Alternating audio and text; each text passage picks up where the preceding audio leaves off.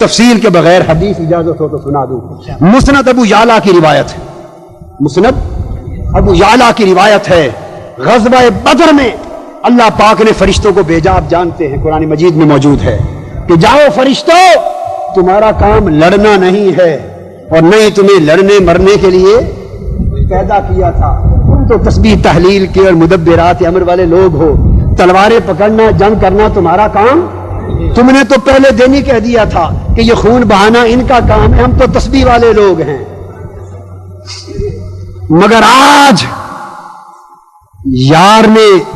یار کے غلاموں نے یار سے مطالبہ کر دیا ہے کہ ڈر لگ رہا ہے، تو حضور نے فرما دیا ہے کہ مولا فرشتوں کو بھیج، آج اپنا نظام بدل رہا ہوں، جاؤ تلواریں پکڑو. اور یار خوش اس میں ہے کہ فرشتے بھی جنگ لڑے. میدان جنگ میں آ گئے، جنگ جیتی گئی. لڑی تو صحابہ نے، ان کی تلوار لگنے سے پہلے گردنیں کٹتی تھیں، مگر حوصلہ بن گیا. جنگ جیتی گئی، جنگ بدر ختم ہو گئی، اسلام جیت گیا، کفار کا لشکر شکست کھا گیا. اس کے بعد نماز کا وقت آ گیا. میدان بدر میں ہی ایک طرف جا کر آقا علیہ السلام نے نماز پڑھائی، نماز پڑھانا شروع کی. قاضی ثناء اللہ پانی پتی نے بھی تفسیر مظہری میں اس کو نقل کیا ہے. نماز پڑھانا شروع کی، روایت مسند ابو یعلا کی. نماز شروع ہو گئی. جبرائیل امین علیہ السلام فرشتوں کے وفد کے قائد تھے، کمانڈر ان چیف تھے، وہ کمانڈر تھے. انہوں نے سوچا کہ جس مقصد کے لیے آئے تھے وہ تو تھی جنگ، اور جنگ مسلمانوں نے جیت لی، مقصد پورا ہو گیا. اب تو ہمارا کوئی کام ہے نہیں. سارے فرشتوں کو اکٹھا کر کے جبرائیل امین نے سوچا کہ حضور علیہ السلام تو اب نماز میں مصروف ہو گئے، مقصد پورا ہو گیا، اب ہم واپس چلے جائیں. جبرائیل امین ملائکہ کو لے کر اللہ کے حضور واپس چلے گئے، آسمانوں کی طرف واپس چلے گئے.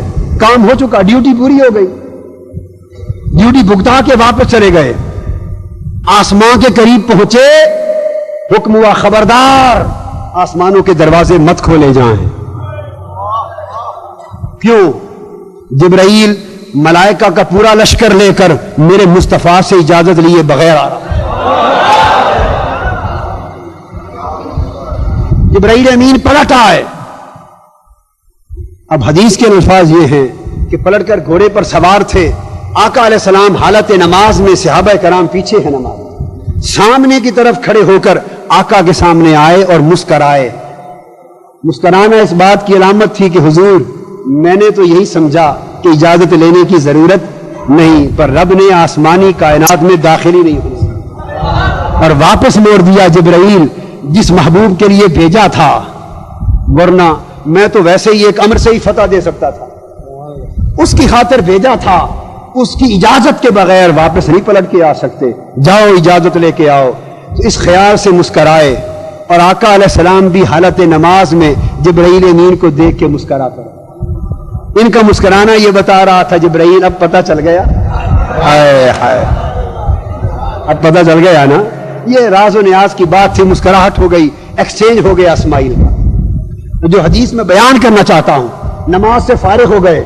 صحابہ کرام جو پیچھے نماز پڑھ رہے ہیں، انہوں نے پوچھا آقا آج نماز میں آپ مسکرا کیوں رہے تھے؟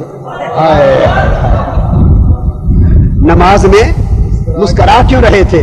ارے پہلی حدیث میں تو صحابہ بائیں طرف تھے، آقا کا چہرہ انور پیچھے نہ تھا، بائیں طرف تھا. اور سوال ہوا کہ کیسے تک لیا؟ اب تو صحابہ پیچھے کھڑے ہیں. امام اگر مصلی پہ کھڑا ہو کے خواہ ہنس رہا ہو، خواہ کراہت والا چہرہ بنا رہا ہو، پنجابی میں کیا کہتے ہیں چبیسیاں، خواہ وہ چبیسیاں کر رہا ہو، خواہ مسکرا رہا ہو، جو یا اباسیاں لے رہا ہو، پچھلی صف پہ کھڑے ہونے میں سے کون دیکھتا ہے امام کا چہرہ؟ وہ تو نظر نہیں آتا نا. ہائے ہائے ہائے. ارے چبیے وہ لوگ، میں کیا کہوں، جو لوگ اس راز کو نہیں سمجھ سکے، ان کے پاس عقیدہ نہیں، بس چبیسیاں ہی ہیں، وہ چبیسیاں لیے پھرتے. ہائے ہائے. علماء بزرگ کہا کرتے تھے بے عشق نبی جو بھی پڑھاتے ہیں بخاری، آتا ہے بخار ان کو بخاری نہیں آتی. یہ حدیث عشق سے سمجھ میں آتی ہے. صحابہ نے پوچھا آقا مسکرا کیوں رہے تھے؟ ارے کوئی پوچھے اور آقا ہی پوچھ لیتے.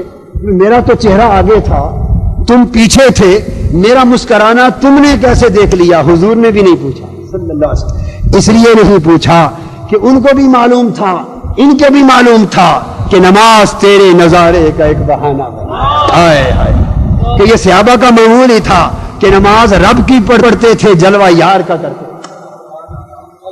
بھائی جس کو سمجھ میں بات آ جائے لے جائے، میرا تو سودا یہی ہے۔